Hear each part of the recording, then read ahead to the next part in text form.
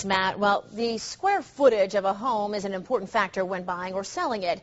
But when you read the fine print, the advertised size of a home is, quote, not guaranteed. Well, that's what a Knox County woman recently discovered when she put her house up for sale. So could this happen to you? Well, tonight in a special report, 6 on Your Side reporter Don Dare looks at the issue from several perspectives.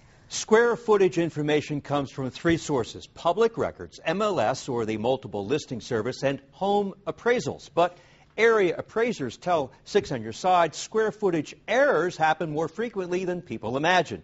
If there is a mistake and it's not caught, you could potentially lose a lot of money.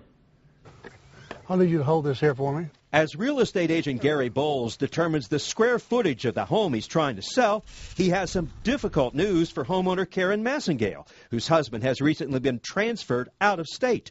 The new house, purchased last summer, is smaller than the 1,670 square feet shown in this listing brief. According to Agent Bowles' figures, the actual size of the home is 1,500 square feet. It's quite a difference. Big difference. What a shock. 10%. 10% of the house. I cannot sell this house at 1,670 square foot because it's not here. It was Karen's listing agent who did some digging to discover the original listing brief printed while the house was under construction, according to the document.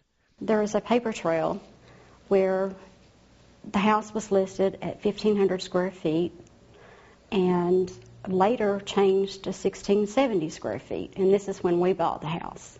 Karen did not have an agent representing her when she bought the house.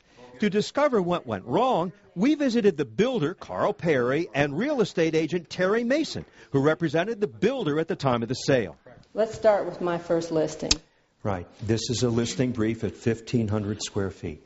Ms. Mason says the listing brief from the multiple listing service is just a tool, and the listed square footage is not guaranteed. When I listed this, if you'll see, that is a drawing.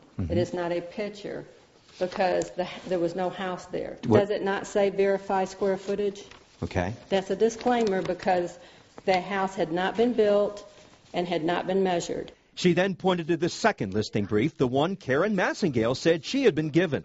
The second one came about when he started the home and the house was under construction. He told, and we also upped the price of the house. Mr. Perry said, Terry, we are going to add hardwood floors, we're going to add tile, we're going to do some upgrades, which he often does, and I'm bumping the house out. I believe the square footage will end up being more like 1,670. So at that time, I put it at 1,670, and there again, you can read there. What does it say? Verify square footage. Carl Perry showed us a disclaimer notice signed by Mrs. Massengale. The letter exempts real estate agents from errors that might exist. So if the builder's agent and builder aren't responsible for the real square footage, who is? That's the job of someone like licensed home appraiser Sarah Long. She does not know any of the people involved in this story. Mrs. Long says when she appraises a home, she usually represents the lender or the seller. Once in a rare while, a buyer will contact me to do an analysis or measurement on a property, but more often than not, I think the buyer finds out the square footage when they get a copy of the appraisal that's already been done.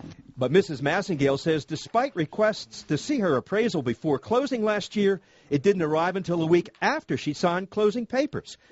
Until last month, she had not seen the square footage in the appraisal, which says 1,496 square feet. She didn't know what the square feet was till they got a determined appraisal, a licensed appraisal to do the square feet. And it's right here, and it was given to her. Was she shown 1,670 square feet? No, I didn't show her this. I did not show her this. But Mrs. Massengale says the listing for 1,670 square feet is the only document she ever saw. Terry Mason and Carl Perry say they did not mislead Karen Massengale, claiming she had the responsibility to verify the home's real size. Tonight, Mrs. Massengale now realizes her mistakes. I should have had my own agent working for me, and I should have seen the appraisal before I signed any paperwork whatsoever at closing. Now, Mrs. Massengale said she believed Agent Terry Mason represented her and the builder, but according to Ms. Mason, she was an exclusive agent for the builder only. Realty experts say it's always best to have your own agent when you're buying a home and insist on seeing that appraisal before closing. Tonight, Karen Massengale says she's consulted with an attorney over the dispute. Don Dare, 6 on your side.